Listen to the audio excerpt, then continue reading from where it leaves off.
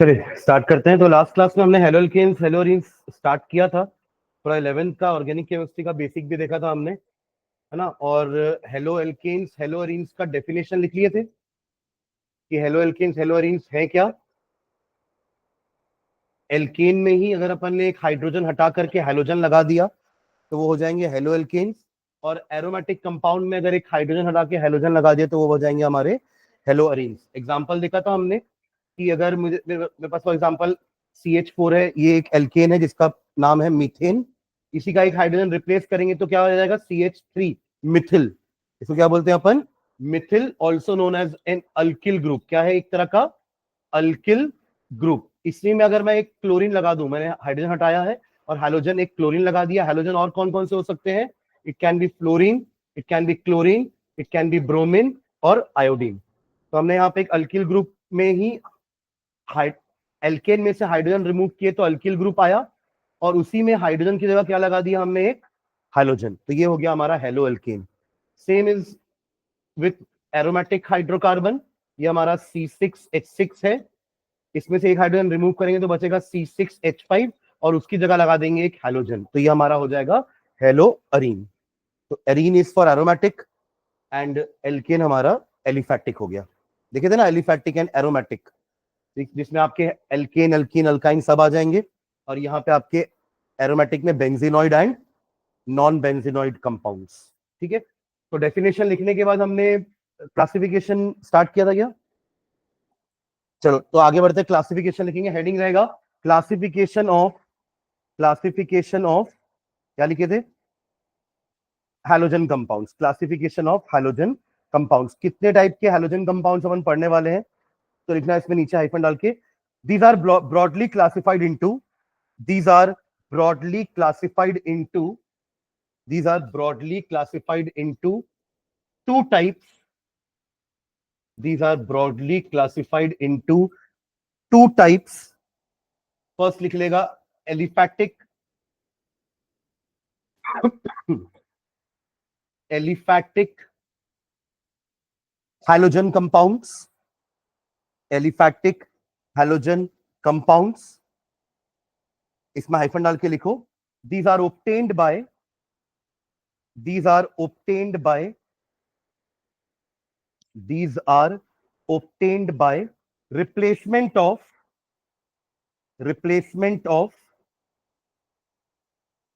one or more hydrogen, replacement of one or more hydrogen of an aliphatic hydrocarbon, of an aliphatic hydrocarbon, one or more hydrogen of an aliphatic hydrocarbon, of an aliphatic hydrocarbon by halogen atom. Replacement of one or more hydrogen atom of an aliphatic hydrocarbon by an halogen atom. अब इसमें भी आपके तीन type हो सकते हैं, halo alkane, hello alkene, hello alkyne. मतलब alkene में से एक हाइड्रोजन हटा है और हैलोजन लगा है तो हेलो एल्केन हो जाएगा। एल्कीन में से एक हाइड्रोजन हट के लगा है या अल्काइन में से लगा है तो accordingly hello alkene and hello alkyne. ठीक है, तो नीचे लाइन में लिखना, these are of following three types. These are of following three types. These are of following three types. Haloalkanes, haloalkenes, and haloalkynes. ये तीनों को ही बाय बोले थे ना, तो अब तीनों को हेलो बोलना पड़ेगा वापस। Haloalkanes, haloalkenes, haloalkynes. और एग्जांपल में अपन क्या दे देंगे, इसका एक नीचे एग्जांपल लिखना। मैं कोई डेफिनेशन नहीं लिखवा रहा हूं, सीधा एक बस एक एग्जांपल दे दो, आपको समझ में आ जाएगा। ये मीथेन था, मीथेन में से एक हाइड्रोजन हटाया हमने और क्या लगा दिया, एक chlorine. Hello alkene, minimum 2 carbon का तो एल्कीन चाहिए हमें, उससे कम का एल्कीन तो होता नहीं है। सिंगल कार्बन का एल्कीन नहीं होता ना, देयर इज नो मीथीन, ऐसा कोई मीथीन नहीं होता। ठीक है, तो CH2 डबल बॉन्ड CH2, ये तो हमारा इथीन हो गया। इसी में से मैं एक हाइड्रोजन हटाऊंगा और यहां क्या लगा दूंगा, एक हैलोजन, तो ये बन गया हेलो एल्कीन। और ऐसे ही हमारा अल्काइन हो गया, CH ट्रिपल बॉन्ड CH, एक अल्काइन है और यहां का एक हाइड्रोजन हटाकर मैं क्या लगा दूंगा, एक हैलोजन Cl। समझ रहे ना? तो ये तीनों एलिफैटिक क्यों है? क्योंकि यहां पे हमने क्या किया है, एक एलियोफैटिक हाइड्रोकार्बन से, एक एलियोफैटिक एलिफैटिक हाइड्रोकार्बन से ही हाइड्रोजन को हटा करके हैलोजन लगाया। तो ये किस कैटेगरी में आ जाएगा, एलिफैटिक हैलोजन कंपाउंड। ठीक है, एलिफैटिक हैलोजन कंपाउंड। तो सेकंड कैटेगरी क्या होनी चाहिए, एक एलिफैटिक हो गया तो दूसरा क्या होगा, एरोमैटिक। तो सेकंड कैटेगरी लिख लो। इसमें आपने तीनों का नाम लिख करके एक एक एग्जांपल लिख लिया ना। इसको जो भी नंबर दिए, अगर आप इसको 1 नंबर दिए हो तो आप सेकंड लिख लेना, aromatic, aromatic halogen compound, aromatic halogen compound, aromatic halogen compound. ठीक है, इसमें लिख लो। ये भी दो टाइप के हैं। मैंने कल लास्ट में एंड किया था तो बताया था ना कि अगर हाइड्रोजन डायरेक्टली बेंजीन रिंग में लगा है तो वो अलग टाइप का एरोमेटिक कंपाउंड हो गया, और अगर बेंजीन रिंग में कोई कार्बन है और उस कार्बन से हाइड्रोजन लगा है तो वो अलग कैटेगरी हो जाएगी, है ना, बोथ आर नॉट सेम। तो उसमें फर्स्ट लिखेंगे, इसका डेफिनेशन नहीं लिखवा रहा हूं, इसका डेफिनेशन क्या होगा, जैसे आपने इसमें क्या लिखा कि it is obtained by replacement of one और more hydrogen by in aliphatic hydrocarbon by halogen atom. तो ऐसे यहां पे क्या लिखेंगे कि एरोमेटिक हाइड्रोकार्बन में से हाइड्रोजन की जगह अगर हैलोजन ने ले ली तो वो बन जाएगा aliphatic sorry aromatic halogen compound. ठीक है, इसमें नीचे में लिखो these are of two types, इसमें भी लिख लो these are of two types, these are of two types, और ये इंपॉर्टेंट है, these are of two type. पहला लिखना nuclear halogen derivative, nuclear halogen derivative. Nuclear word वो न्यूक्लियस से आया है, सुन रहे हैं क्या? न्यूक्लियर वर्ड कहां से आया, न्यूक्लियस से। न्यूक्लियस मतलब क्या होता है, हमारे सेल का न्यूक्लियस मेन पार्ट होता है ना। वैसे ही एक एरोमेटिक कंपाउंड में न्यूक्लियस मतलब बेंजीन रिंग, बेंजीन रिंग को क्या बोलते हैं, nucleus of the aromatic compound. ठीक है, तो अगर आपका हैलोजन सीधा बेंजीन रिंग यानी कि न्यूक्लियस से अटैच है तो वो आपका न्यूक्लियर हैलोजन डेरिवेटिव कहलाएगा। ठीक है, एग्जांपल नीचे लिख लो सीधा, है ना। आप चाहो तो नीचे एक लाइन लिख सकते हो, halogen attached to aromatic ring, halogen attached to aromatic ring. और जो सेकेंड टाइप है हमारा इसका एरोमेटिक का ही सेकेंड टाइप, वो है साइड चेन डेरिवेटिव। लिख लो सेकेंड का नाम, साइड चेन। साइड चेन बोले तो जो ब्रांच लगी है उसमें, है ना, side chain halogen derivative, side chain halogen derivative. इसमें लिख लो, इसमें एक एग्जांपल दे दो, एक बेंजीन रिंग है but the halogen is not attached directly to the benzene ring, it is attached to a carbon which in turn is attached to the benzene ring। तो CH2 बेंजीन के लिए side chain हो गया ना, सुन रहे हैं क्या बोल रहा हूं मैं, CH2 is the side chain या सब्स्टिट्यूएंट ऑफ बेंजीन रिंग, उसमें लगा है क्लोरीन। ठीक है,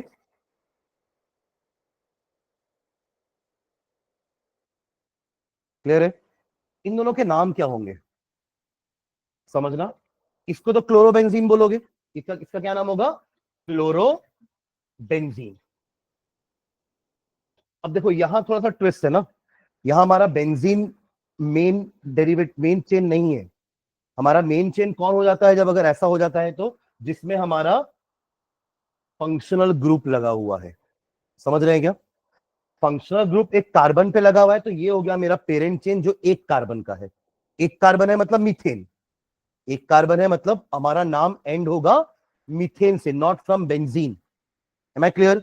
अब मीथेन में दो ब्रांचेस लगी हुई हैं, कौन कौन सी ब्रांच है, एक क्लोरो है और दूसरा बेंजीन रिंग है। पर बेंजीन रिंग जब ब्रांच में पहुंच जाती है उसका नाम बेंजीन नहीं रहता, तब वो बन जाती है फिनिल। क्या बन जाती है, C6H5 को हम क्या बोलते हैं, phenyl. We call it as, जैसे वो अल्किल है ना, तो अल्किल से मिथिल, इथिल, प्रोपिल, ब्यूटिल बनता है जब वो चेन में आ जाते हैं। वैसे ही इसका क्या हो जाता है, फिनिल। क्या हो जाता है ये, तो अब इसका नाम क्या होगा, देखो एक ही तो कार्बन है और दोनों एक ही कार्बन पे लगे हुए हैं, क्लोरीन भी और फिनिल भी, तो नाम कैसे लिखोगे जल्दी बताओ। One chloro. क्यों क्लोरो पहले आया? क्योंकि सी कम्स फर्स्ट अल्फाबेटिकली। हमारे पास दो ब्रांचेस हैं, वन पे ही क्लोरो लगा हुआ है और वन पे ही फिनिल भी है, बट पहले क्या लिखेंगे? जो अल्फाबेटिकली पहले आ रहा होगा, सी। तो one chloro one phenyl methane, one chloro one phenyl methane. समझ रहे हैं क्या? ऐसा कॉमन नेम भी लिख लेना, इसका common name benzyl chloride, benzyl chloride, दोनों नाम लिख लेना। नाम देख के समझ जाओगे ना कौन सा कॉमन है कौन सा आईयूपीएसी है। जिसमें मीथेन दिख रहा है वो आईयूपीएसी होगा। सुन रहे हैं क्या? और नीचे वाला क्या है आपका कॉमन नेम? Benzyl chloride. ठीक है, तो ये दो टाइप के आपके एरोमेटिक हैलोजन कंपाउंड्स हो गए। समझ में आ रहा है क्या? तो ब्रॉडली क्लासिफिकेशन ऐसा ही है। नोट करके कुछ और क्लासिफिकेशन लिखना, नोट करके लिखो, नोट फर्स्ट पॉइंट डाल के लिखना नोट में।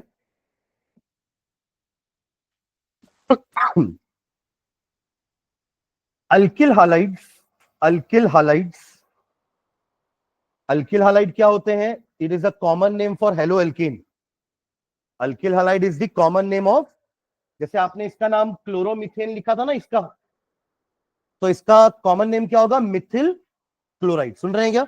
इसका आईयूपीएसी नेम था क्लोरोमीथेन, बट इसका कॉमन नेम क्या है? Methyl chloride. सुन रहे हैं क्या? Am I clear? देखो ये क्लासिफिकेशन पार्ट बहुत छोटा सा है, मैं इसको बहुत जल्दी पढ़ा के आगे बढ़ सकता हूं, बट इसमें मैं टाइम इसलिए ले रहा हूं बिकॉज ये बेसिक है। अगर आप लोग का 11th में नॉमेनक्लेचर इतना क्लियर नहीं है तो हम नॉमेनक्लेचर थोड़ा यहाँ पे रिवाइज कर रहे हैं। समझ रहे हैं क्या? बाकी इस चैप्टर का मेन पार्ट तो हेलो एल्केन्स हेलो एरीन्स का प्रिपरेशन और प्रॉपर्टीज है। क्वेश्चन आपको वहीं से आएंगे, बट आपको नाम तो पता होना चाहिए कि प्रोडक्ट क्या बन रहा है। आ गया क्वेश्चन में कि इस रिएक्शन का प्रोडक्ट जो बनेगा उसका आईयूपीएसी नेम लिखो, तो आपको पता होना चाहिए। समझ रहे हैं क्या? तभी अपन इसमें थोड़ा ज्यादा टाइम दे रहे हैं। ठीक है, ओके। तो Mithil chloride is the common name and chloromethane is the IUPAC name. समझ रहे हैं क्या? ओके, तो चलो नोट में लिखना अल्किल हालाइड क्या लिखे? अल्किल हालाइड आर, इतना ही लिखे थे क्या? Are further classified as, alkyl halide are further classified as, alkyl halides are, तो अल्किल हालाइड समझ गए ना? कंफ्यूज तो नहीं होना? अल्किल हालाइड मतलब मैं हेलो एल्केन ही बोल रहा हूं। Are further classified as primary, primary bracket में 1 डिग्री लिखना, प्राइमरी ब्रैकेट में 1 डिग्री, कॉमा सेकेंडरी ब्रैकेट में 2 डिग्री, ये भी आप 11th में पढ़ते थे। और थर्ड क्या होता है? टर्शरी ब्रैकेट में 3 डिग्री, ब्रैकेट में 3 डिग्री। ठीक है, अब इन दोनों में डिफरेंस समझ, तीनों में डिफरेंस समझना। हैलोजन किस कार्बन पे लगा है ना, उस पर डिपेंड करता है कि वो 1 डिग्री हैलोजन डेरिवेटिव है कि 2 डिग्री है या 3 डिग्री है। पर ये 1 डिग्री 2 डिग्री 3 डिग्री कार्बन क्या होते हैं समझना। ऐसे मैंने ये 3 कार्बन लगाए ऐसे, इसमें ये दोनों कार्बन जो एंड्स में है they are known as 1 degree carbon. क्यों? क्योंकि उनके पास बस एक और कार्बन है बस। If a carbon is attached to only 1 carbon it is known as 1 degree carbon, but if a carbon is attached to 2 carbons it is 2 degree carbon, and if a carbon is attached to 3 carbons then that carbon is known as tertiary. तो अब 1 degree halogen derivative में सुनना ध्यान से, इस compound में जो मैंने यहां पे लिखा है 3 कार्बन है इसमें, इसमें 2 कार्बन 1 डिग्री है, पहला और आखिरी। अगर हैलोजन यहां लगे या हैलोजन यहां लगे तो इसको 1 डिग्री हैलोजन या 1 डिग्री अल्किल हैलाइड बोलेंगे। क्या बोलेंगे? 1 degree alkyl halide, depending upon halogen किस टाइप के कार्बन पे लगा हुआ है। मान लीजिए ऐसा कुछ है और क्लोरीन मैंने यहां लगा दिया, अब ये 2 डिग्री कार्बन पे लगा हुआ है, the chlorine is attached to a 2 degree carbon. 2 degree carbon क्या होता है? A carbon which is attached to 2 carbon at a time, उसको कहेंगे हम 2 डिग्री कार्बन। एंड हैलोजन अगर उसी कार्बन पे लगा हुआ है तो वो कहलाएगा 2 डिग्री अल्किल हैलाइड। तो 3 डिग्री कैसा होगा? ये रहा हमारा एक 3 डिग्री कार्बन। समझ रहे हैं क्या? Because this carbon is attach to 3 other carbon. तो ये हो गया आपका 3 डिग्री कार्बन, और इसका जो हैलोजन लगा रहेगा अब ये कहलाएगा 3 डिग्री या टर्शरी अल्किल हैलाइड। समझ रहे हैं क्या? ठीक है, तो आपने क्या क्या नाम लिखा, प्राइमरी ब्रैकेट में 1 डिग्री, सेकेंडरी ब्रैकेट में 2 डिग्री एंड टर्शरी ब्रैकेट में 3 degree, according as according as according as according as the halogen atom is attached to, according as the halogen atom is attached to, halogen atom is attached to primary comma secondary and tertiary carbon, primary comma secondary and tertiary carbon. तीनों के लिए example लिख लो, मैं नाम लिख रहा हूं, आप लोग नाम और स्ट्रक्चर दोनों लिखोगे, समझ रहे हैं क्या? तो मैं 1 डिग्री के लिए नाम लिख दिया यहां पे 1 ब्रोमो प्रोपेन, ये 1 डिग्री का एग्जांपल हो जाएगा। फिर एक नाम और लिख रहा हूं 2 आयोडो प्रोपेन, 2 आयोडो प्रोपेन, आप नाम के साथ स्ट्रक्चर भी बनाओगे, सुन रहे हैं क्या? एंड टर्शरी का नाम लिखेंगे 2 क्लोरो 2 मिथिल प्रोपेन। तीनों का स्ट्रक्चर भी बनाना है आपको नाम के साथ साथ। ये 1 डिग्री का एग्जांपल है प्राइमरी का, ये 2 डिग्री का एग्जांपल है सेकेंडरी, और ये 3 डिग्री का एग्जांपल है tertiary. Draw the structures also. सबसे पहले क्या बनाते हैं, ये वाला पार्ट, सबसे पहले ये वाला पार्ट बनाते हैं। तीनों में प्रोपेन तो बना सकते हो ना, प्रोपेन मतलब 3 carbon back to back, 3 carbon back to back, 3 carbon back to back, बन गए सब में प्रोपेन। अब देखो 1 में ब्रोमो लगा है, तो इसको 1 बोलो या इसको 1 बोलो, आपकी मर्जी। या आप यहां इसको 1 बोलोगे तो ब्रोमीन यहां लगा देना, और 1 इसको बोल रहे हो तो ब्रोमीन यहां लगा देना। ये बन गया हमारा 1 ब्रोमो प्रोपेन। ये बन गया क्या कि अभी कुछ काम बचा है? बन गया पक्का? हाइड्रोजन बचा ना भाई, कितने हाइड्रोजन लगाओगे? इधर कितने लगेंगे? 3। क्यों 3 लगे? क्योंकि टोटल कार्बन 4 बॉन्ड बनाता है, एक यहां बना चुका है, बचे हुए हाइड्रोजन के साथ बनाएगा। ये वाला कार्बन 2 बना चुका है, तो बचे हुए 2 हाइड्रोजन आएंगे ऊपर नीचे, और ये भी 2 बना चुका है, 2 हाइड्रोजन आएंगे ऊपर नीचे। ये हो गया आपका 1 ब्रोमो प्रोपेन। किसी ने बनाया क्या सेकेंड 2 आयोडो प्रोपेन? अब आपको यहां पर आयोडीन लगा देना है, खत्म, है ना? और ये अभी प्रोपेन बना है, और प्रोपेन में 2 पे ही क्लोरो है और 2 पे ही एक कार्बन और है। ये हो गया हमारा 2 chloro 2 Mithil propane, 2 chloro 2 Mithil propane. ठीक है, 1 डिग्री 2 डिग्री 3 डिग्री समझ जाएंगे ना? तो हमें बस ये देखना है कि हैलोजन किस कार्बन पे अटैच है। अगर वो 1 डिग्री कार्बन पे लगा हुआ है तो वो 1 डिग्री अल्किल हैलाइड हो जाएगा, अगर वो 2 डिग्री पे लगा है तो 2 डिग्री अल्किल हैलाइड, और अगर 3 डिग्री पे लगा हुआ है कार्बन पर तो 3 डिग्री अल्किल हैलाइड। ठीक है, ओके। तो ये नोट का पहला पॉइंट हुआ कि एक अपन ने और लिखा है classification.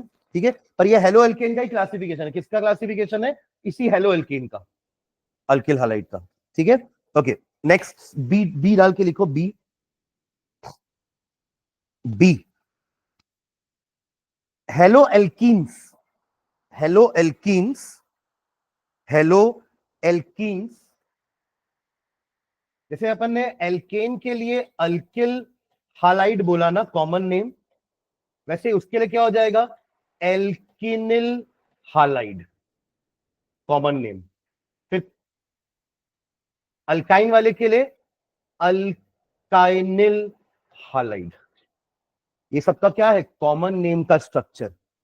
Halo alkane, hello alkyne, hello alkyne.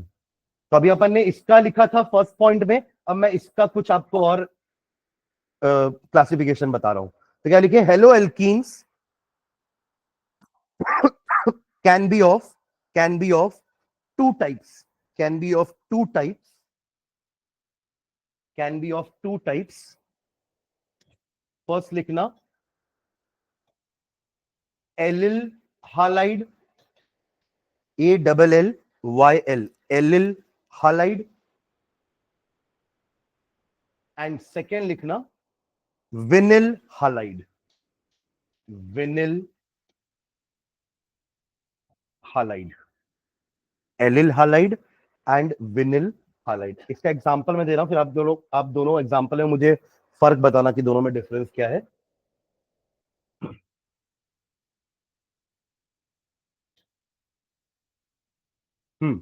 क्या डिफरेंस है दोनों में? हाँ, फंक्शनल ग्रुप किस कार्बन से अटैच है ना, उसका डिफरेंस है। यहां पर फंक्शनल ग्रुप उस कार्बन से अटैच है जो कि डबल बॉन्डेड कार्बन से अटैच है, तो इसके लिए एलिल बोलते हैं। Word word used is allyl. और विनिल मतलब जो directly halogen double bonded carbon से ही अटैच है, तो उसके लिए वर्ड यूज करेंगे अपन विनिल। ठीक है, दोनों के एग्जांपल लिख लो।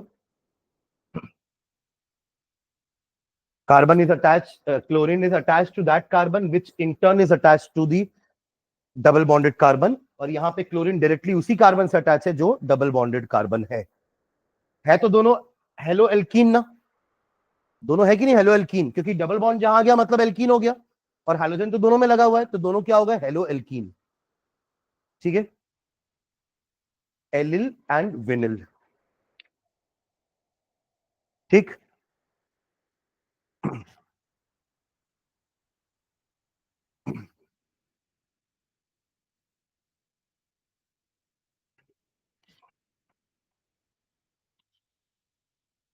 हो गया।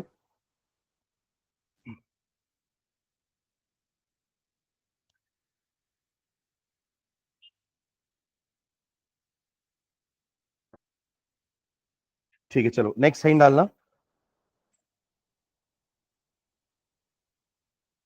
Nature of nature of nature of C bond X bond. Nature of C bond X bond, एक बॉन्ड बनाना है और एक बॉन्ड लिखना है। ठीक है, सी बॉन्ड एक्स बॉन्ड, ये हर हेलोजन डेरिवेटिव में आपको ये बॉन्ड मिलेगी। अभी अपन ने क्लोरोमीथेन बनाया था, क्लोरोमीथेन में भी ये बॉन्ड थी ना, बाकी भले कार्बन तीनों हाइड्रोजन के साथ कनेक्टेड है, बट ये बॉन्ड तो है ना। तो हर बार आपको hello halo alkane hello Areen कुछ भी पढ़ो, आपको ये बॉन्ड मिलने वाली है, सी के साथ हाइड्रोजन का बॉन्ड। M I clear? ठीक है, अब ये बॉन्ड का नेचर का मतलब क्या है कि सी और एक्स में X is more electronegative, hydrogen है वो तो X is more electronegative than carbon. अब इलेक्ट्रोनेगेटिव का मतलब क्या होता है?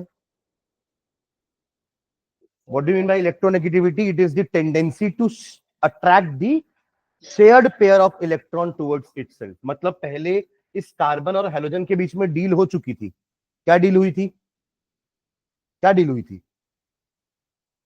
कि हम शेयर करेंगे कार्बन।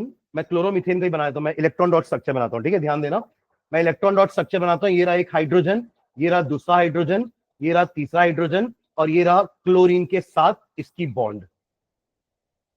समझ रहे क्या इलेक्ट्रॉन डॉट स्ट्रक्चर? अब सबका शेयरिंग हो रहा है, क्लोरीन और कार्बन के बीच में भी शेयरिंग हो रहा था, ये वाला पेयर। तो पहले डील यही हुई थी कि हम शेयर करेंगे। शेयर करने के बाद अब क्लोरीन ने क्या किया, अपना नॉन मेटल पना दिखाना चालू कर दिया, यानी कि इलेक्ट्रॉन गेन करने वाला tendency. Non metals are the one which have the tendency to gain electron, and metals are the one which have the tendency to lose electron. दोनों ही नॉन मेटल है, पर कौन ज्यादा नॉन मेटालिक है? Chlorine. तो ये इस पेयर को अपनी तरफ अट्रैक्ट करने की कोशिश करेगा, यही होती है इलेक्ट्रोनेगेटिविटी।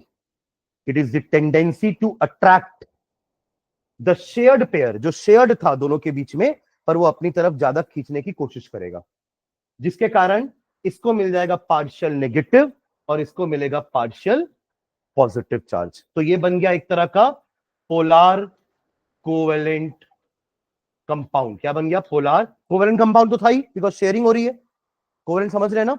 इलेक्ट्रोवेलेंट होता है जिसमें लॉस और गेन होता है, और कोवेलेंट में क्या होती है? इलेक्ट्रॉन की शेयरिंग होती है, तब बॉन्ड बनती है। तो ये एक तरह का पोलार कोवेलेंट बॉन्ड हो गया। समझ रहे हैं क्या? तो नेचर इसका कैसा रहेगा? एक पोलार बॉन्ड है ये। Am I clear? तभी तो इसको अपन ने न्यूक्लियोफाइल नाम दिया था। ये क्या हो जाएगा हमारा? न्यूक्लियोफाइल। न्यूक्लियोफाइल क्या होते हैं? Nucleus loving species. न्यूक्लियस मतलब पॉजिटिवली, है ना, पॉजिटिव चार्ज लवर। वो कौन होते हैं? एक नेगेटिव स्पीशीज। इसलिए अपन ने नेगेटिव स्पीशीज को क्या नाम दिया था? न्यूक्लियोफाइल। और एक पॉजिटिव स्पीशीज को इलेक्ट्रोफाइल। समझ रहे हैं क्या? हिंट डाल दिया nature of C X bond, लिखो इसमें नीचे। Due to electronegativity difference, due to electronegativity difference between the carbon and the halogen, between the carbon and the halogen due to electronegativity difference between the carbon and the halogen, the shared pair of electron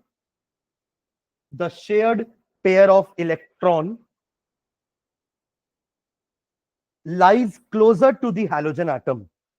Lies closer to the halogen atom. The shared pair of electrons lies closer to the halogen atom. ऐसा diagram बना करके दिखा देना कि ये carbon है, 3 bond किसी के साथ भी हो, पर एक बॉन्ड उसकी किसके साथ है, हैलोजन के साथ, जिसमें वो इलेक्ट्रॉन हैलोजन की तरफ ज्यादा है. The electron pair lies closer to the halogen atom. इसको बना लो. The shared pair of electron lies closer to the halogen atom, और इसके ऊपर पार्शियल पॉजिटिव चार्ज बना देना और इसके ऊपर partial negative.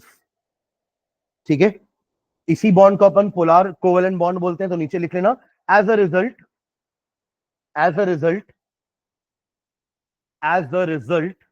the halogen carries a small negative charge. While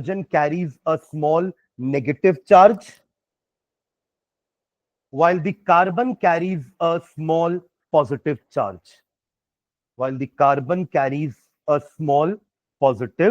charge. Full stop. Hence C bond X bond is a polar covalent bond.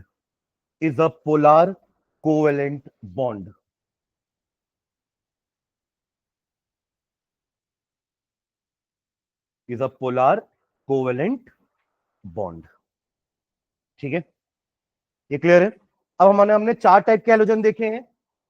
C bond F भी बन सकता है, C बॉन्ड Cl भी बन सकता है, समझ रहे हैं क्या?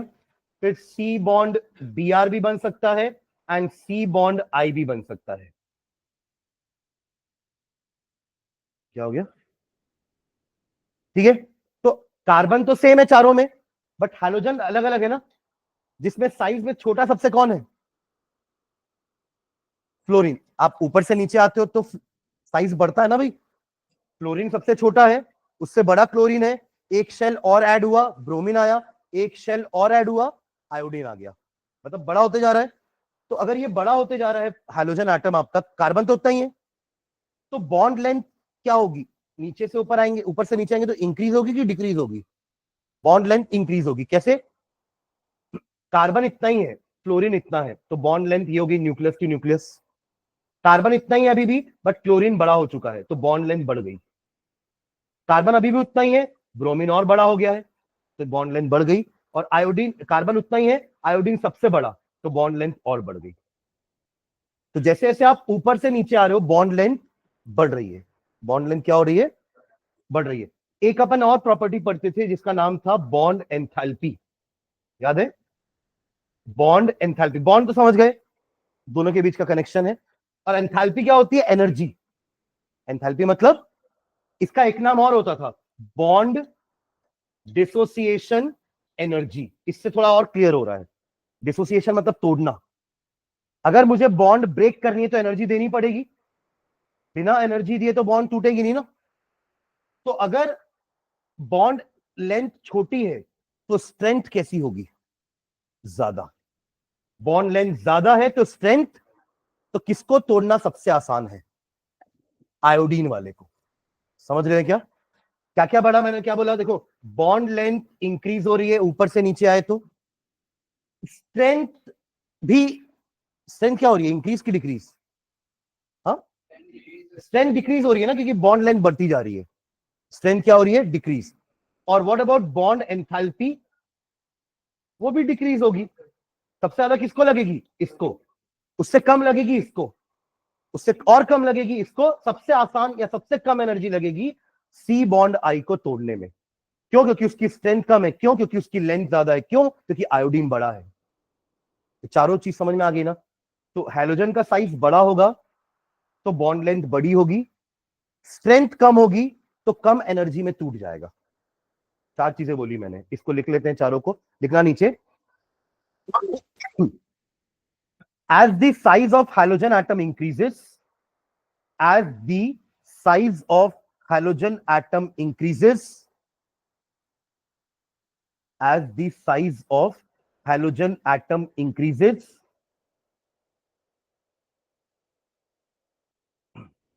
comma, the carbon halogen bond length increases, the carbon halogen bond length increases. समझ के लिखना, ऊपर क्या लिखे, size increases, the carbon halogen bond length increases and bond enthalpy decreases, and bond enthalpy decreases, bond enthalpy decreases from C bond F to C bond I. Carbon fluorine की bond enthalpy सबसे ज्यादा है and carbon iodine की bond enthalpy सबसे कम. Length में बोलेंगे तो carbon fluorine का बॉन्ड लेंथ सबसे कम एंड कार्बन आयोडीन का बॉन्ड लेंथ सबसे ज्यादा. और इसका रीजन कारण आयोडीन का साइज बड़ा होना. आयोडीन बड़ा है इसलिए उसकी बॉन्ड लेंथ बड़ी हो रही है, फ्लोरीन छोटा है इसलिए उसकी बॉन्ड लेंथ छोटी है. कार्बन तो सबके लिए सेम है ना भाई, समझ रहे हैं? ठीक है, ओके. एक लाइन और लिखना नीचे पैराग्राफ में. As we move from F to I, as we move from F to I बोले तो फ्लोरीन टू आयोडीन. अच्छा, इलेक्ट्रोनेगेटिविटी कैसे होती है? F से I जाऊंगा मैं तो इलेक्ट्रोनेगेटिविटी बढ़ेगी कि कम होगी? कम होगी, because fluorine is the most electronegative element, है ना. हमने 11th में पढ़ा है पॉलिंग स्केल, एक स्केल था जिसमें पॉलिंग ने फ्लोरीन की इलेक्ट्रोनेगेटिविटी को 4 वैल्यू दी थी, बाकियों की इलेक्ट्रोनेगेटिविटी 4 से कम दी थी. एक स्केल है बस, कोई यूनिट नहीं होती, बिकॉज इलेक्ट्रोनेगेटिविटी एक टेंडेंसी है. It is not a energy जिसका यूनिट हमने जूल दे दिया या किलो जूल बोल दिया. समझ रहे हैं ना. हम आयनाइजेशन पोटेंशियल पढ़ते थे, वो एक एनर्जी होती थी. हम इलेक्ट्रॉन गेन एंथैल्पी पढ़ते थे, वो भी एक एनर्जी होती थी. हम एटॉमिक रेडियस पढ़ते थे, वो एक डिस्टेंस था न्यूक्लियस का आखिरी शेल से, तो उसका भी एक यूनिट होता था. बट टेंडेंसी की कोई यूनिट नहीं होती. समझ रहे हैं क्या? तो इलेक्ट्रोनेगेटिविटी की कोई यूनिट नहीं है, but just to make a difference between other atoms उन्होंने एक वैल्यू दे दी थी. तो according to Pauling scale fluorine has been given a value of 4 और बाकी सबकी इलेक्ट्रोनेगेटिविटी की वैल्यू 4 से कम है. इसका मतलब जब अपन ऊपर से नीचे आते हैं एक ग्रुप में तो इलेक्ट्रोनेगेटिविटी डिक्रीजेस. तो हिसाब से फ्लोरीन की इलेक्ट्रोनेगेटिविटी सबसे ज्यादा होगी एंड आई की सबसे कम. तो ये लिख रहे हैं अपन कि as we move from F to I the electronegativity decreases, electronegativity decreases, comma, therefore the polarity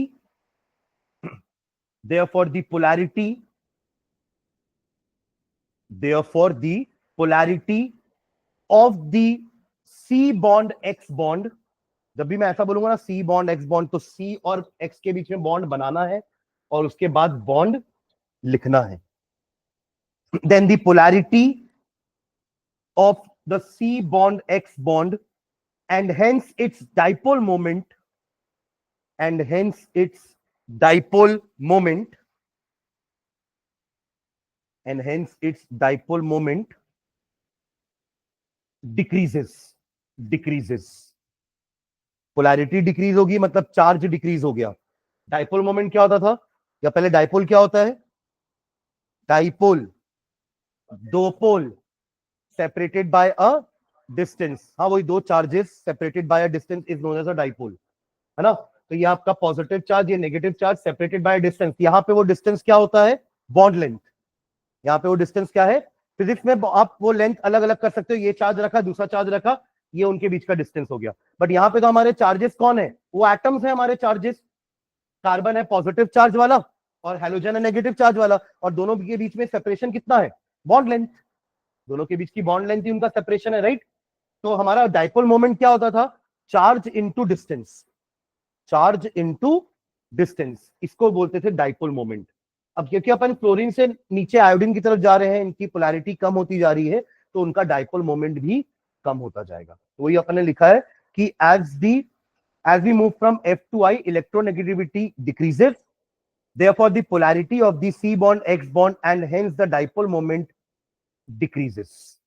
ठीक है, ओके तो ये आपका हो गया nature of C bond X bond. ठीक है, फिर नेक्स्ट लाइन डालेंगे methods of preparation of haloalkane. Methods of preparation, अपन हेलो एल्केन कैसे बना सकते हैं लैब में? तो methods of preparation, methods of preparation of haloalkane. पहले हेलो एल्केन का प्रिपरेशन पढ़ते हैं, फिर हेलो अरीन का देखेंगे. ठीक है, फर्स्ट लिखेगा पहला method from alcohols, from alcohols. Alcohol से हम हैलोजन यानी कि हेलो एल्केन बना सकते हैं. ठीक है, अल्कोहल से हम क्या बना सकते हैं? Halo alkane. अल्कोहल क्या होता है हमारा? ROH. ये जनरल फॉर्म होता है, बाकी आप पढ़े हो एग्जांपल मीथेनॉल, इथेनॉल. ये R क्या है? Alkyl group. R is alkyl group and OH क्या होता है? अल्कोहल का functional group. OH is the functional group of. इसी से पहचानेंगे अपन कि अल्कोहल है ये. समझ रहे हैं क्या? बट OH हमारे इसमें भी आता है. किसमें? कार्बोक्सिलिक एसिड में. OH हमारा इसमें भी आता है. किसमें? एल्डिहाइड में. तो कंफ्यूज नहीं होंगे, यहां पर O बॉन्ड H सीधा कार्बन से अटैच है और उस कार्बन पे बाकी सारी चीजें हाइड्रोजन या अल्किल ग्रुप ही हो सकती है, तब आप उसको अल्कोहल बोलोगे. एसिड की पहचान क्या है? कि उसमें ये तो रहेगा ही, पर साथ में डबल बॉन्ड O भी है, और यहां तो O और H कनेक्शन ही नहीं है. तो ये एल्डिहाइड, ये एसिड, और ये हमारा अल्कोहल. समझ रहे हैं क्या? ROH is the general formula of alcohol. अब आप R की जगह कितने भी कार्बन का अल्किल ग्रुप फिट करते जाओ, अल्कोहल मिलते जाएगा. आपको ब्यूटेनॉल बनाना है तो आप 4 कार्बन का अल्किल ग्रुप ले लो. आपको प्रोपेनॉल बनाना है तो आप 3 कार्बन का अल्किल ग्रुप ले लो. OH हर बार लगता रहेगा. समझ रहे हैं क्या? तो इस ROH में से अपन को एक्चुअली में OH हटाना है और क्या जोड़ना है? X. ROH में से OH हटा के X जोड़ दोगे तो बन जाएगा ना हेलो एल्केन. जैसे ROH is the general form of alcohol, वैसे RX is the general form of halo alkane. RX is the general form of hello L. जहां पे X की जगह क्या रखोगे? कोई भी हैलोजन, और R की जगह कोई भी alkyl group. 1 carbon, 2 carbon, 3 carbon, जितने कार्बन का लगाना है. तो ये जनरल फॉर्म होता है RX and ROH. Am I clear? तो ROH में हम HX ऐड करेंगे तब मिलेगा RX प्लस HOH, मतलब वाटर. और ये HX क्या है? Example HCl, HF, HBr, HI. समझ गए ना? तो ये जो मैंने इक्वेशन लिखा है ये जनरल इक्वेशन है, ये एग्जाम्पल नहीं है. ये क्या है? एक जनरल इक्वेशन है. ये एग्जाम्पल कब बनेगा? जब आप इस R की जगह एक मिथिल ग्रुप लगा दो, आप इस X की जगह एक हैलोजन ले आओ, तब जाके बनेगा क्लोरोमीथेन प्लस वाटर. समझ रहे हैं क्या? ठीक है, तो नीचे लिखिए अल्कोहल, फ्रॉम अल्कोहल लिख लिए, हेडिंग डाल के, हाइफन डाल के लिखना. it is prepared by it is prepared by it is prepared by the substitution of the it is prepared by the substitution of the OH group, substitution of the OH group of alcohol, OH group of alcohol by the halogen atom, by the halogen atom, by the halogen atom. ठीक है, ये लिख लो general equation ROH plus HX. अच्छा एक second, इसका first method करके ये लिखना. सबसे पहला मेथड लिखना bye halogen acids, bye halogen acids. First method मतलब अल्कोहल से अपन बहुत सारे मेथड्स देखने वाले हैं, पर हर बार करना एक ही चीज है कि OH को हटाना है और X लगाना है. OH हटाना है और X लगाना है, पर वो X कहां कहां से आ सकता है? उसका एक तरीका है HX. तो फर्स्ट क्या लिख रहे हैं? Bye halogen acid. Halogen acid समझ गए ना? हैलोजन मतलब कोई HX रहेगा, और एसिड तो H से ही होता है ना. तो HCl एक तरह का हैलोजन एसिड हो गया, HF भी एक तरह का हैलोजन एसिड है. ठीक है, तो बाय हैलोजन एसिड में ये एग्जांपल लिख लो, ये जनरल फॉर्म लिख लो, ROH plus HX gives RX plus H2O। ROH आपका अल्कोहल हो गया, HX आपका हैलोजन एसिड हो गया, वहीं से X आया है, और RX प्लस H2O। ठीक है, डन। अब अपने अपने को ना थोड़ा सा ये समझना है कि कौन सा हैलोजन लेने पर रिएक्शन जल्दी होगा। मतलब आपके पास HF भी है, आपके पास HCl भी है, आपके पास HBr भी है, और आपके पास HI भी है ना। अब कौन जल्दी फास्टर रिएक्शन करेगा, जिससे हैलोजन जल्दी बाहर आ जाए। जाहिर सी बात है, अगर हैलोजन को बाहर आने में टाइम लग रहा है, तो जाहिर सी बात है वो OH को रिप्लेस करने में भी टाइम लगाएगा। तो जिसका हैलोजन जल्दी बाहर आ रहा है वो फास्टर रिएक्शन करेगा। अल्कोहल सबके लिए कॉमन ले लेते हैं, चलो यही वाला अल्कोहल ले लेते हैं, पर हमारे पास हैलोजन अलग अलग है, तो कौन फास्टर रिएक्शन देगा? HI। कारण अभी अपन ने देखा कि HI को जल्दी तोड़ा जा सकता है। It is a better leaving group, बोलते हैं अपन, क्या बोलते हैं? It is a better leaving group. जल्दी छोड़ के चला जाएगा, किसको? H को। जितना जल्दी इसको छोड़ के जाएगा उतना जल्दी इसके साथ जाकर अटैच होगा और OH को बाहर कर देगा। Am I clear? तो कोई गिवन अल्कोहल के लिए सबसे फास्टर रिएक्शन कौन करेगा? HI। उससे फास्टर रिएक्शन कौन करेगा? HI। तो नीचे एक लाइन लिखिएगा, for a given alcohol, for a given alcohol the reactivity of, for a given alcohol, the reactivity of halogen acids, the reactivity of halogen acids follows the order, follows the order, follows the order, follows the order HI greater than HBr greater than HCl greater than HF। ये order follow करेंगे। For a given alcohol halogen acid का reactivity कुछ ऐसा रहेगा।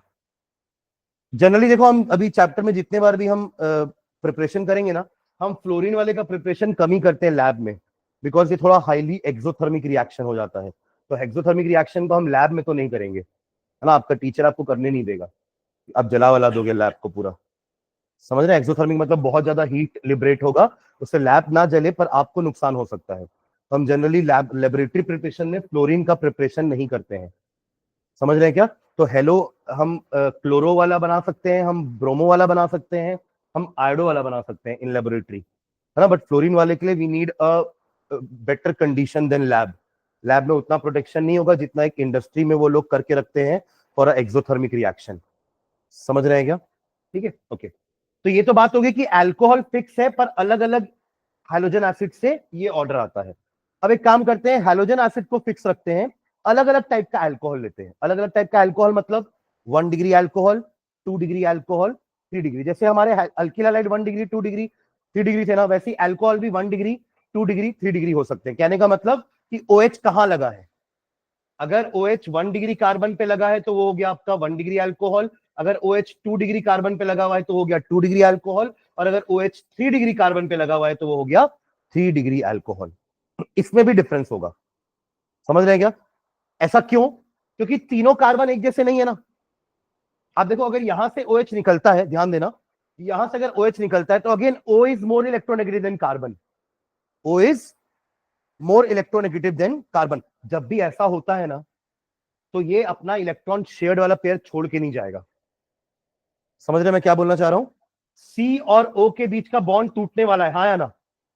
तभी तो OH हटेगा और आकर हैलोजन चिपकेगा। तो जब ये बॉन्ड टूटेगा तो ऑक्सीजन इतना सीधा नहीं है कि अपना इलेक्ट्रॉन छोड़ के चला जाएगा, या जो उसने शेयर किया है उसको एक एक वापस दे के चला जाएगा। O is more electronegative than carbon. तो जब ये बॉन्ड टूटेगी ना, तो ये दोनों इलेक्ट्रॉन लेके भाग जाएगा। जबकि उसमें एक इलेक्ट्रॉन किसका था? कार्बन का, हाइड्रोजन का नहीं, कार्बन का। अरे OH के साथ जाएगा ना, पर धोखा किसको देके जा रहा है? कार्बन को। उसका इलेक्ट्रॉन भी उड़ा के लेके आ। समझ रहे हैं क्या? इससे कार्बन को क्या मिलेगा? ठेंगा। क्योंकि उसका तो इलेक्ट्रॉन चला गया ना, तो क्या मिलेगा उसको? Positive charge. क्या मिलेगा? इसको क्या नाम दिया था अपने, जल्दी बताओ कल? कार्बोकैटायन। क्या बोले थे? कार्बोकैटायन। तो जब इसमें से निकलेगा तो बनेगा 1 डिग्री कार्बोकैटायन, जब इधर से निकलेगा तो बनेगा 2 डिग्री कार्बोकैटायन, और जब इधर से निकलेगा तो बनेगा 3 डिग्री कार्बोकैटायन। और 3 डिग्री कार्बोकैटायन ज्यादा रिएक्टिव होता है, समझ रहे हैं क्या? 3 degree carbocation is more reactive than 2 degree, is more reactive than 1 degree. इसलिए सबसे पहले कौन रिएक्ट करेगा? 3 डिग्री वाला। हैलोजन एसिड कॉमन ले रहे हैं, सबके लिए HCl ले लेते हैं, पर एक आपके पास 1 डिग्री अल्कोहल है, एक आपके पास 2 डिग्री है, और एक 3 डिग्री। तो इनका ऑर्डर कैसा होगा? 3 degree is more reactive than 2 degree, is more reactive than 1 degree. Am I clear? तो इसके लिए भी एक लाइन लिख लेते ना अपन ने, इसके लिए तो एक लाइन लिख ली कि for a given alcohol halogen acid का ऑर्डर ऐसा रहेगा, तो वैसे ही for a given halogen acid लिखो, for a given halogen acid, for a given halogen acid, for a given halogen acid, alcohol follows the order, alcohol follows the order, alcohol follows the order 3 degree greater than 2 degree greater than 1 degree, 2 degree greater than 1 degree, sorry 2 degree 3 degree greater than 2 degree greater than 1 degree, ये इसका order होगा। ठीक है, अभी तक अपन ने कोई example नहीं लिखा, ये तो जनरल फॉर्म है, और हमने दोनों की रिएक्टिविटी भी देख ली कि कौन सा हैलोजन एसिड सबसे ज्यादा रिएक्टिव है और कौन सा अल्कोहल सबसे ज्यादा रिएक्टिव है। Am I clear? ठीक है, मतलब सबसे ज्यादा रिएक्टिव रिएक्शन कौन सा होगा? एक 3 डिग्री अल्कोहल का रिएक्शन HI के साथ, एक 3 डिग्री अल्कोहल का रिएक्शन HI के साथ, HI में I फटाक से निकलेगा, और यहां पे 3 डिग्री अल्कोहल से एक 3 डिग्री कार्बोकैटायन मिलेगा जो कि तुरंत रिएक्ट करेगा। तो सबसे फास्टेस्ट रिएक्शन तो यही दोनों मिलकर देने वाले हैं, एक 3 degree alcohol reacting with HI। समझ रहे हैं क्या? ठीक है, चलो कुछ एग्जांपल लिखते हैं, नीचे लिखना। 1 degree and 2 degree, 1 degree and 2 degree chloroalkanes, 1 degree and 2 degree chloroalkanes, 1 degree and 2 degree chloro. अब देखो क्लोरो के लिए आपको HCl लेना पड़ेगा ना, और HCl तो थोड़ा कम रिएक्टिव है, ऊपर से आप 1 डिग्री और 2 डिग्री बना रहे हो, वो लोग भी कम रिएक्टिव है, ये तो एकदम नेगेटिव नेगेटिव हो गया ना, ये भी कम रिएक्टिव है, जिसको लगा रहे हो वो भी कम रिएक्टिव है। तो इसकी रिएक्टिविटी को बढ़ाने के लिए अपन एक क्या ले सकते हैं? कैटलिस्ट। क्या ले सकते हैं?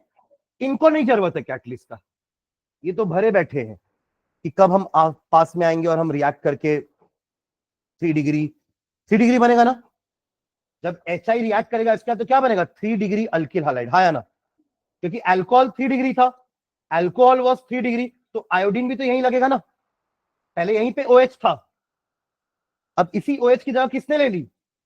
तो 3 डिग्री अल्किल हैलाइड बना देगा वो, तो वो तो रेडी बैठे हैं, इनको जरूरत नहीं है किसकी? कैटलिस्ट की। बट जो रिएक्टिविटी में कम है, जो रिएक्टिविटी में कम है, उनको जरूरत पड़ेगी कैटलिस्ट की भी। ठीक है, तो वही लिख रहे हैं अपन, 1 degree and 2 degree chloroalkanes are prepared by passing HCl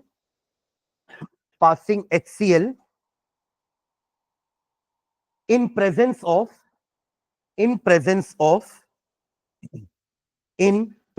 of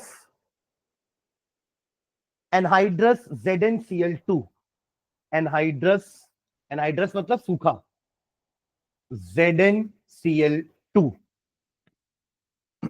ठीक है, रिएक्शन लिखना दोनों के लिए। एक इथेनॉल ले लेते हैं, CH3CH2OH, ये 1 डिग्री है ना, 1 डिग्री अल्कोहल, साथ में लेंगे HCl के बिना तो होने नहीं वाला, Cl कहां से आएगा? HCl से आएगा, और हमारा कैटलिस्ट क्या है? Anhydrous ZnCl2। ये मैं सोच रहा कि इसका क्लोरीन आने वाला है, क्लोरीन तो यहीं से आएगा, समझ रहे हैं क्या? क्योंकि कैटलिस्ट रिएक्शन में पार्टिसिपेट नहीं करता है, वो बस एक सरफेस देगा या वो हेल्प करेगा इनकी बॉन्ड को तोड़ने के लिए, बस वो खुद पार्टिसिपेट नहीं करेगा, यानी कि आपको प्रोडक्ट में जिंक का कोई पार्ट नहीं दिखने वाला। सुन रहे हैं क्या? ये तो डेफिनेशन होती है, a catalyst is a chemical substance which help in speeding up the reaction without actually taking part in it. ठीक है, ओके, तो क्या बनेगा product? CH3CH2Cl plus H2O। Reaction तो वही होने वाला है, कंडीशन थोड़ी सी देनी पड़ेगी अपने को, क्यों? क्योंकि ये बेचारे कम रिएक्टिव हैं। अभी अपने ऊपर यही बात की ना कि 3 डिग्री सबसे ज्यादा रिएक्टिव है और HI सबसे ज्यादा रिएक्टिव है, अब आपने ना HI लिया ना 3 डिग्री लिया, तो कम रिएक्टिव वाले चीजों लिए हो तो उसके लिए आपको कैटलिस्ट देना पड़ेगा, ठीक है ना। एक एग्जांपल 2 डिग्री के लिए लिखोगे क्या? लिखिए 2 डिग्री के लिए एक अल्कोहल बना लो 2 डिग्री वाला, बन पाएगा? 2 कार्बन से तो नहीं बनने वाला, सुन रहे हैं क्या? 2 कार्बन से 2 डिग्री अल्कोहल नहीं बना पाओगे, बनाओगे तो बताना मेरे को। कम से कम 3 कार्बन लेने पड़ेंगे आपको, तभी तो बोलोगे ना कि एक कार्बन है जो 2 से कनेक्टेड है और वो हमारा 2 डिग्री कार्बन होगा। तो कैसे बनेगा? ये 3 बनाना और बीच में लगा देना OH, ये 2 डिग्री।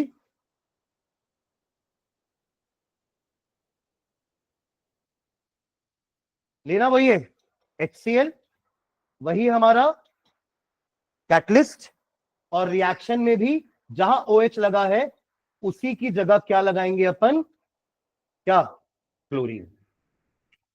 सब्स्टिट्यूशन रिएक्शन पढ़े थे ना कल, सब्स्टिट्यूशन रिएक्शन कि एक हटेगा दूसरा उसकी जगह लेने वाला है, सब्स्टिट्यूशन रिएक्शन, ठीक है। तो ZnCl2 का बस यही रोल है कि वो ये C और O की बॉन्ड को तोड़ने में हेल्प करेगा, C और O की बॉन्ड को तोड़ने में हेल्प करेगा, ठीक है।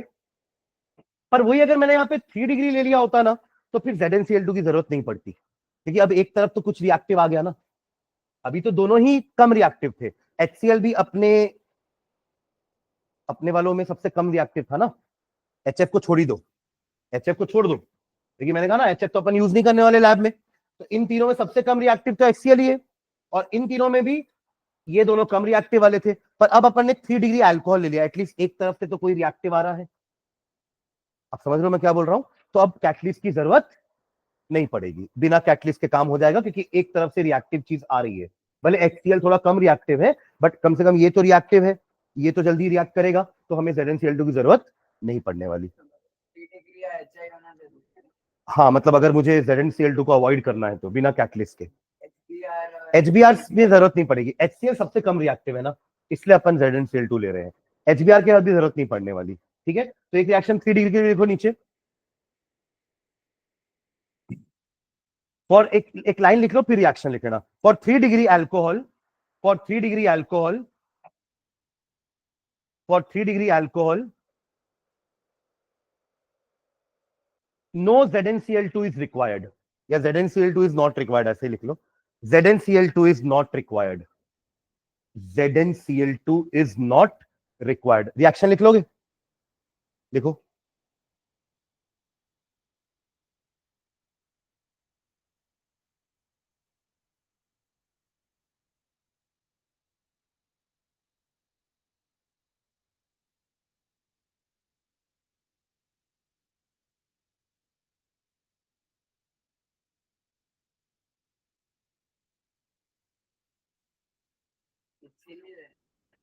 हाँ, तभी तो Cl आएगा ना।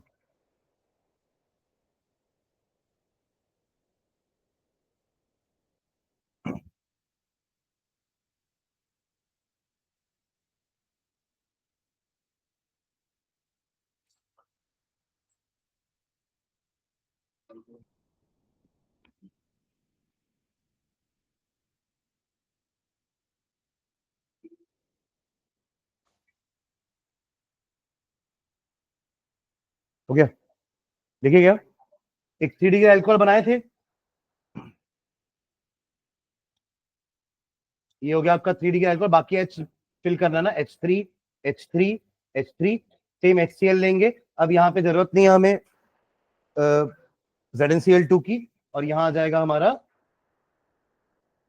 Cl प्लस H2, ठीक है। तो आपका ZnCl2 की जरूरत यहाँ नहीं पड़ने वाली आपको, बिकॉज ये आपका रिएक्टिव आ गया है 3 डिग्री, ठीक है। ओके, नीचे एक लाइन और लिखना, for bromo alkanes, for bromo alkanes, for bromo alkanes, ये क्लोरो एल्केन्स का था ना, ब्रोमो में हमें ZnCl2 टाइप का कैटलिस्ट की जरूरत नहीं पड़ेगी, पर लिखने इसके लिए एक लाइन लिखना, for bromo alkanes a suitable alcohol a suitable alcohol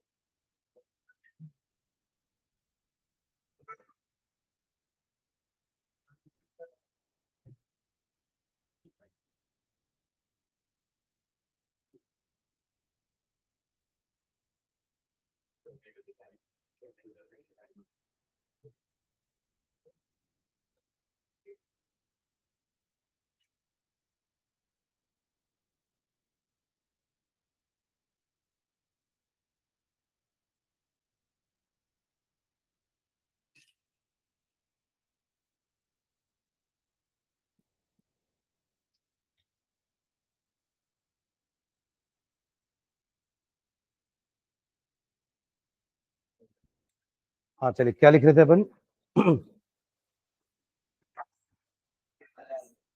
ब्रोमोएल्केन is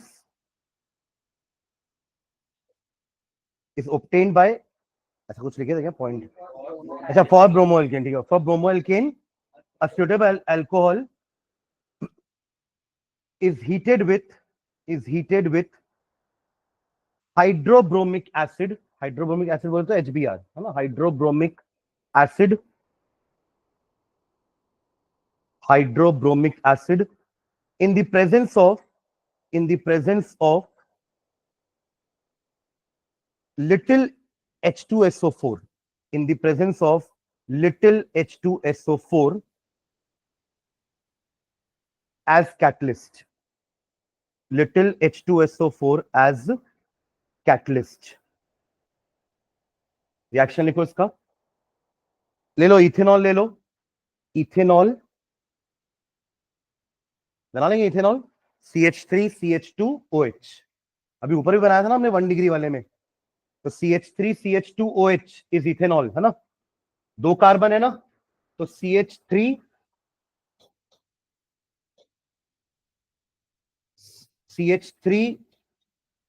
CH2OH plus क्या लेंगे, HBr,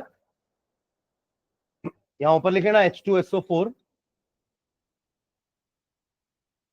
आपको मिलेगा CH3CH2Br प्लस H2O। ठीक है, चलो, तो ये पहला मेथड हुआ अल्कोहल से। ये अल्कोहल के अंदर अपन को 4-5 मेथड पढ़ने हैं। यहां क्या लिया था हमने, हाइड्रोजन एसिड। अब सेकेंड लिखेगा बाय, वहां क्या लिखे थे, बाय हाइड्रोजन एसिड लिखे थे ना, वैसे यहां पे भी सेकेंड नंबर डाल के लिखो by, by phosphorus halides, by phosphorus halides. तो अपन सेकेंड मेथड में नहीं है ना, फर्स्ट मेथड का ही सेकेंड पार्ट पढ़ रहे हैं, समझ रहे हो क्या? हमारा फर्स्ट था फ्रॉम अल्कोहल,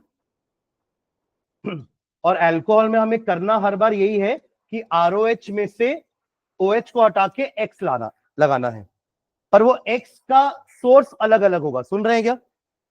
ये X का सोर्स अलग अलग होगा। पहला सोर्स क्या था, HX।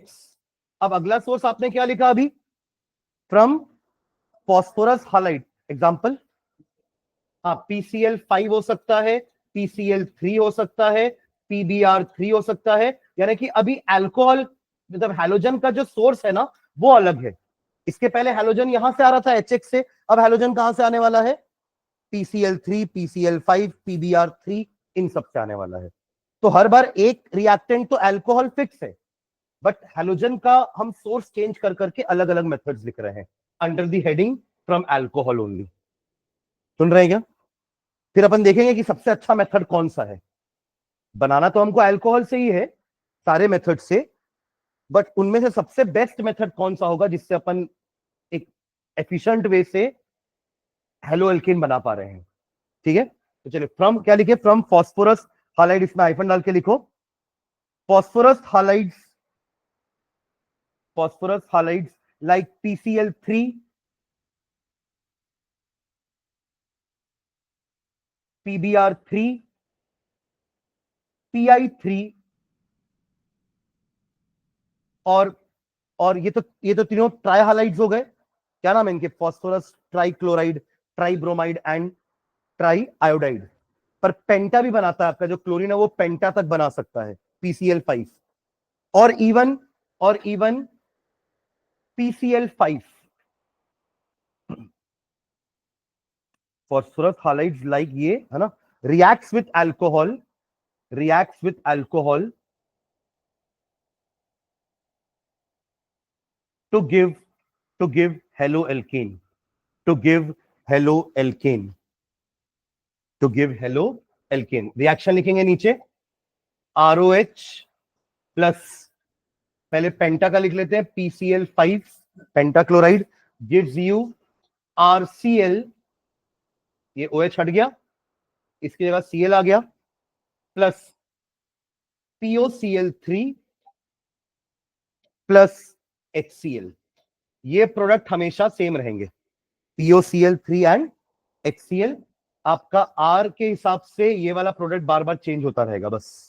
ठीक है, एक एग्जांपल लिख लो, R की जगह क्या लिखा लो, वही इथेनॉल ले लो, CH3 CH2OH plus PCl5 gives you CH3 CH2Cl plus POCl3 plus HCl.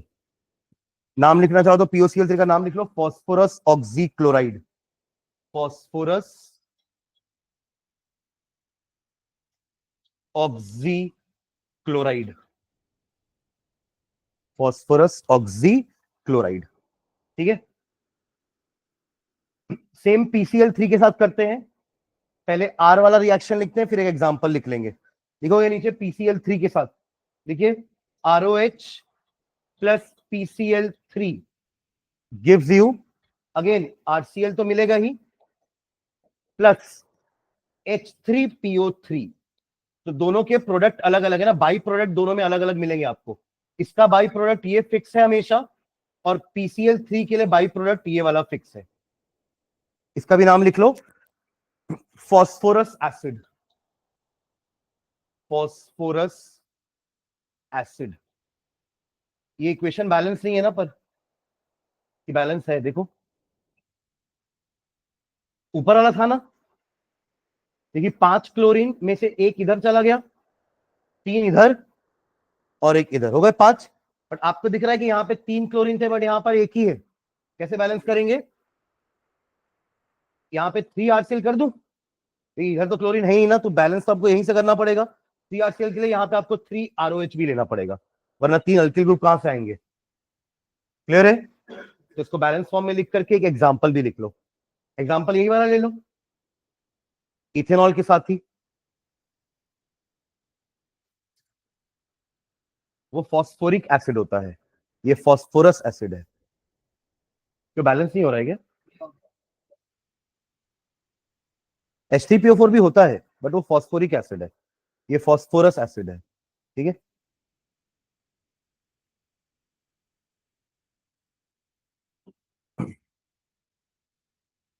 हो गया. नेक्स्ट टाइम में लिखना, ये तो अपने क्लोरीन के लिए लिख दिया. अब बचा Br और I, ब्रोमाइड और आयोडाइड, उनके लाइन लिखना नीचे.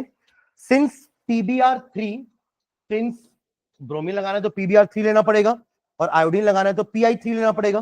तो since PBr3 and Pi3, since PBr3 and Pi3 are not very stable compounds, are not very stable compounds.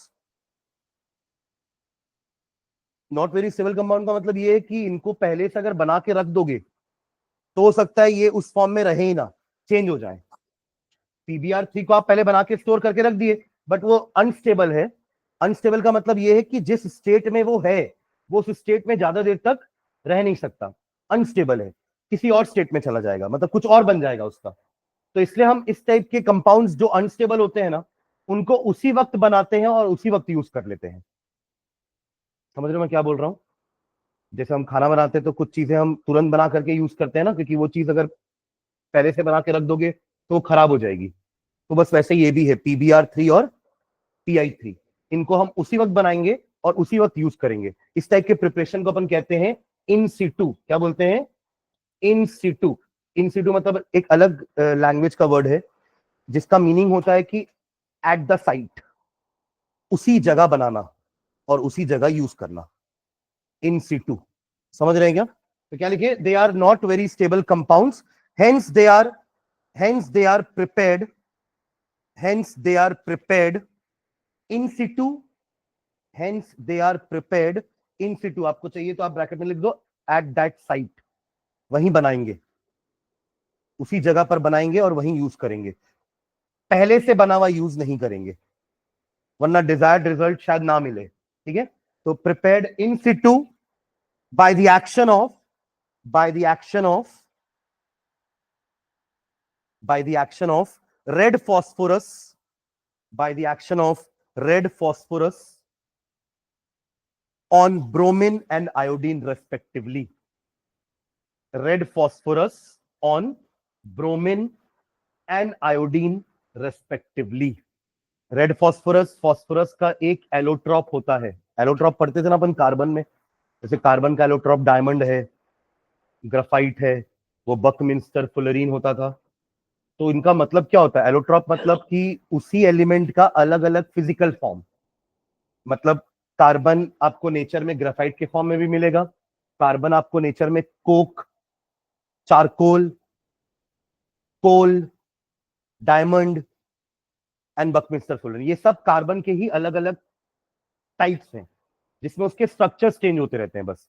वैसे ही रेड फॉस्फोरस, व्हाइट फॉस्फोरस होता है, ये हमारे फॉस्फोरस का अलग अलग एलोट्रॉप है, स्ट्रक्चर वाइज डिफरेंट है एक दूसरे से। ठीक है, तो क्या लिखे, ऑन ब्रोमीन एंड आयोडीन। तो एक रिएक्शन लिख लो, P4, P4 होता है ना फॉस्फोरस का मॉलिक्यूल, सल्फर का S8 होता है, फॉस्फोरस का क्या होता है P4, P4 plus plus Br2 gives you PBr3, balance करो तो उसको।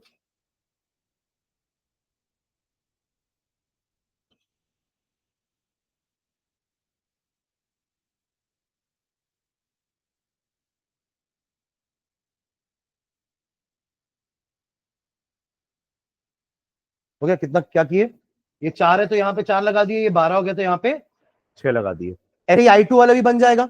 और फिर ये जो तुरंत बना ना, इसी को तुरंत यूज कर देंगे अपन अपने अल्कोहल के साथ, CH3 CH2 OH plus PBr3। अब प्रोडक्ट आप बना लो, प्रोडक्ट वही बनेगा जो पहले क्लोरीन वाले के साथ बन रहा था, क्योंकि मैंने कहा ना बाई प्रोडक्ट फिक्स है। क्या क्या बनाओगे, बाई प्रोडक्ट क्या था उसका 3 वाले के लिए, H3PO3, ये फिक्स है हमेशा।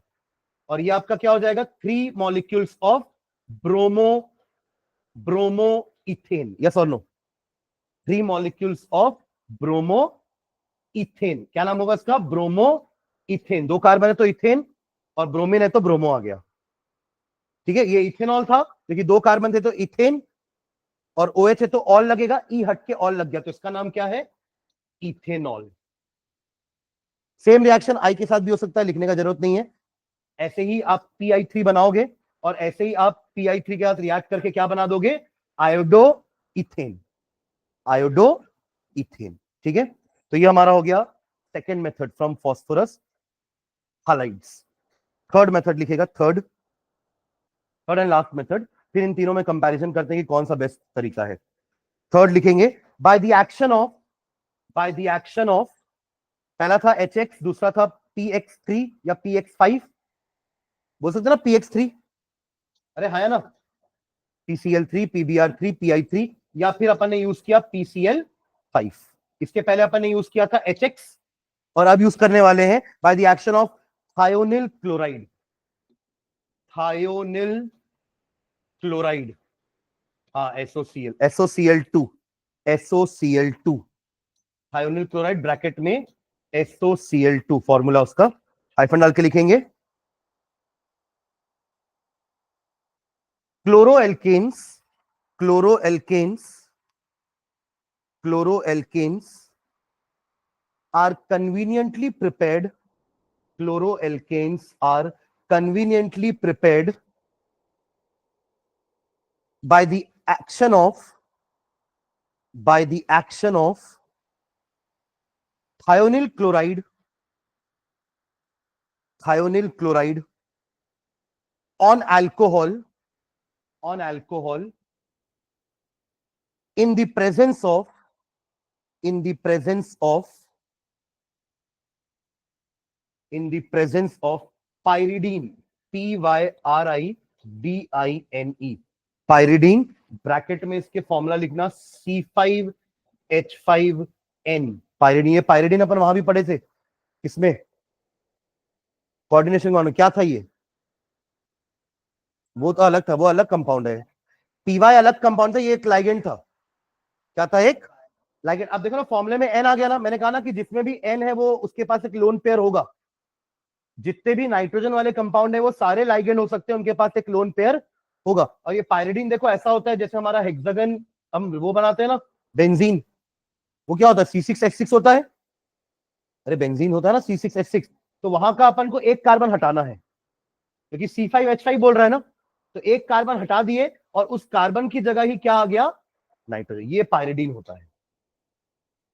समझ रहे हैं क्या?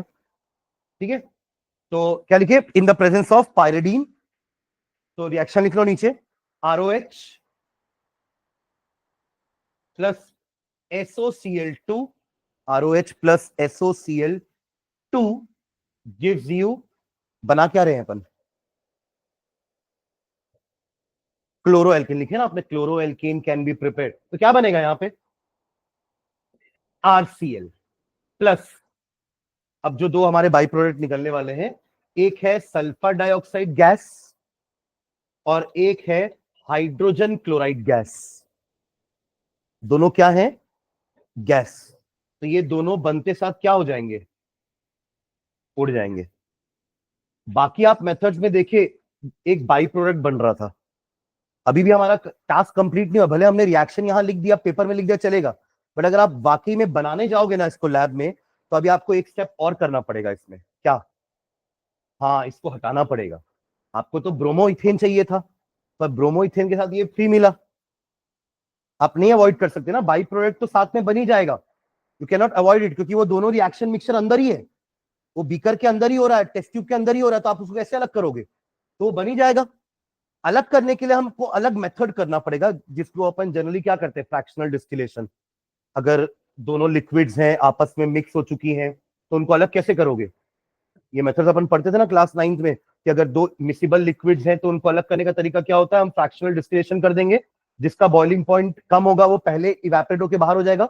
जैसे क्रूड ऑयल को करते हैं पेट्रोल निकालने के लिए, हमें जो समंदर के नीचे से क्रूड ऑयल मिलता है, पेट्रोलियम, उससे निकालते हैं ना पेट्रोल, डीजल, केरोसिन, तो वो कैसे निकालते हैं? फ्रैक्शनल डिस्टिलेशन करके। तो जहां भी समंदर में ये सब निकालते हैं रिफाइनरी, वहीं पर वो सेटअप होता है जहां से वो पेट्रोल अलग कर लेते हैं, डीजल अलग कर लेते हैं।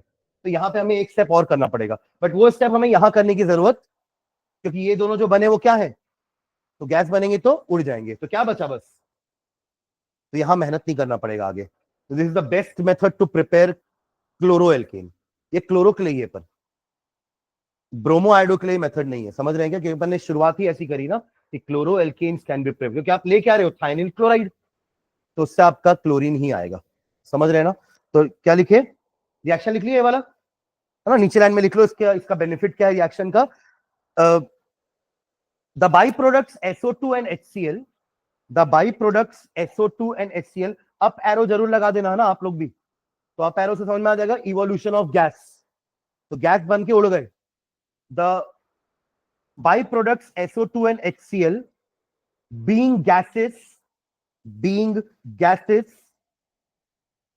being gases escape, being gases escape, उड़ जाएंगे।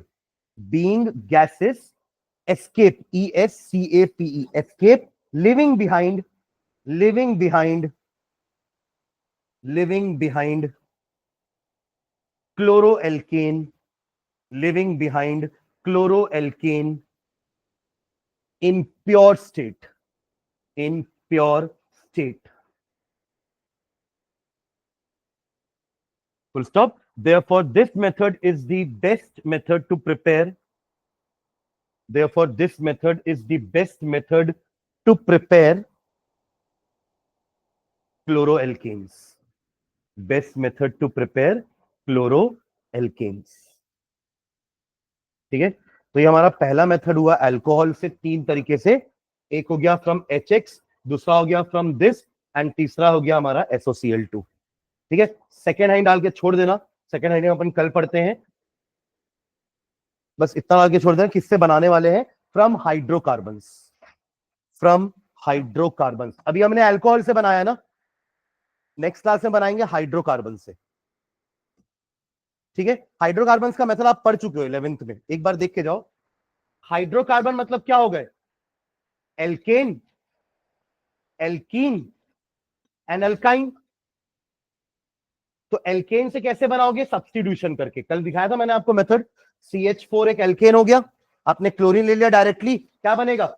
CH3Cl प्लस HCl बन गया हेलो एल्केन। ये मेथड आप पढ़े हो, ठीक है। और एल्कीन के साथ याद करिए, कल हमने एक एडिशन रिएक्शन देखा था, मार्कोनिकॉफ एंटी मार्कोनिकॉफ, या सिंपली एडिशन में अगर मैं Cl2 ऐड करा दूं या मैं इसमें HCl ऐड करा दूं तो मुझे क्या मिलेगा? देखो इधर, CH3CH2Cl बन गया हेलो एल्केन। तो ये दोनों किससे बना है? एल्केन से और एल्कीन से, by substitution reaction and by addition reaction. तो ये मेथड आप लोग पढ़े हैं, बस इसकी हेडिंग में लिखना है अपन को कि हाइड्रोकार्बन से कैसे बनाएंगे, आइदर बाय सब्स्टिट्यूशन रिएक्शन और आइदर बाय एडिशन रिएक्शन और बाय एडिशन रिएक्शन। एडिशन किसके लिए करोगे? Alkene alkyne addition reaction show करेंगे और एल्केन हमारे सब्स्टिट्यूशन रिएक्शन शो करेंगे, ठीक है। चलो, थैंक यू। ओके।